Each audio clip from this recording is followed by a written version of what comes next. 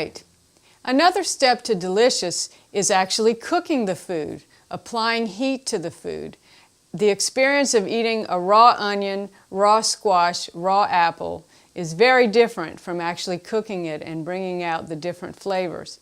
So we're going to saute these ingredients, and I'm going to use a low flame because we're using olive oil, and if you let it get too hot and it smokes, then it's no longer a healthy oil for you. Now, if you're going to do some high heat cooking or frying, you may want to use another oil such as this high heat canola oil.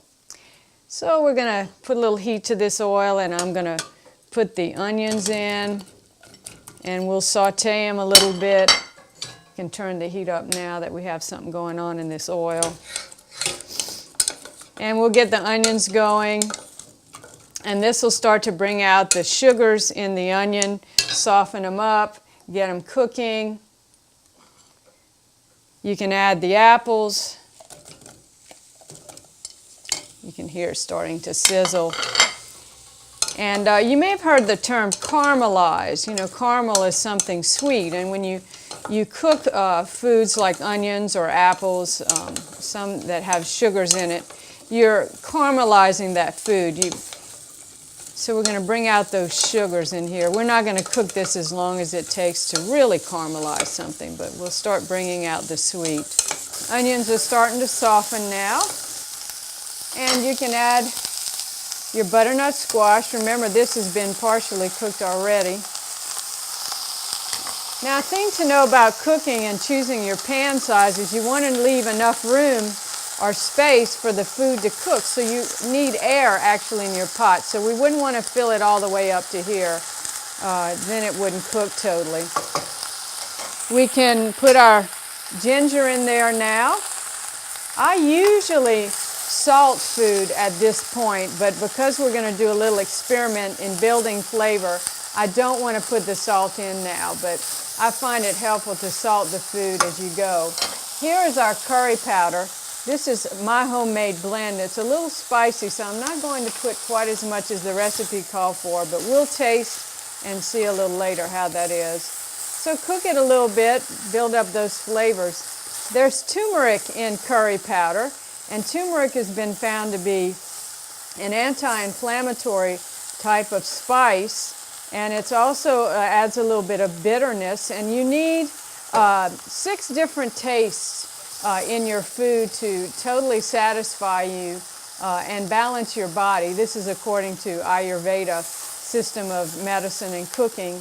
So we have salty, sour, sweet, bitter, which comes from some of the herbs.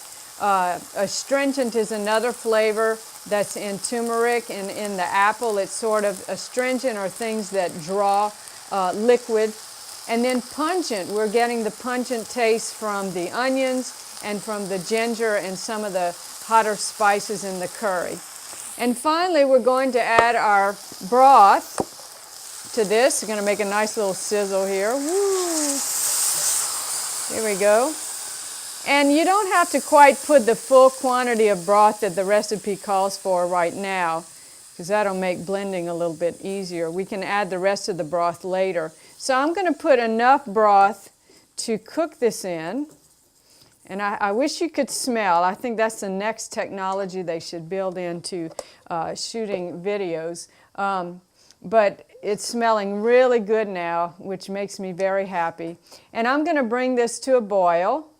You'll notice that I covered the pot to bring it to a boil, and in our times of being conscious about how much energy we expend in cooking, you can save on energy by covering foods that you want to bring to a boil. It'll come to a boil faster.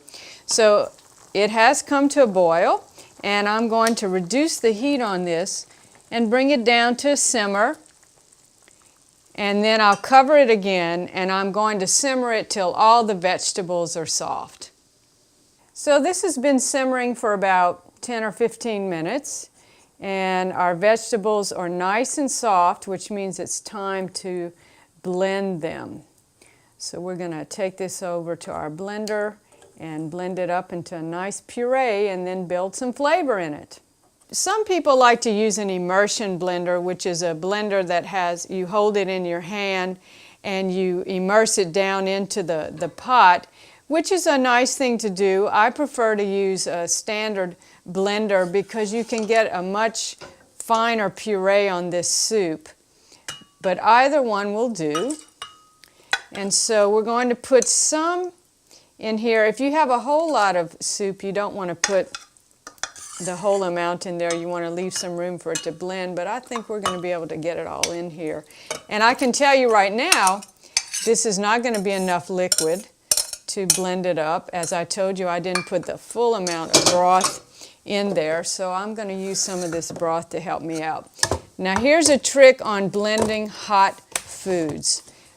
When they're hot, if you put this lid on like this and do not vent it, you will get an explosion of hot soup all over the place. And I'm not going to demonstrate that to you because I don't like to live dangerously. So what you want to do to vent it is you can pull this up a little bit so you have the steam coming out and put a cloth over it. And as I said, I don't think there's enough liquid in here. I've got some broth and more if I need it. So let's see what happens here. We've got enough blender to pull this in. And here we go.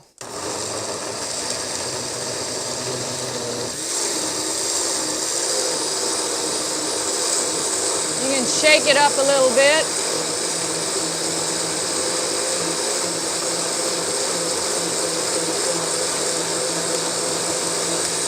That looks pretty creamy to me. Let's see, take a look. Yes, very fine puree. So now it's time to add the flavors to it.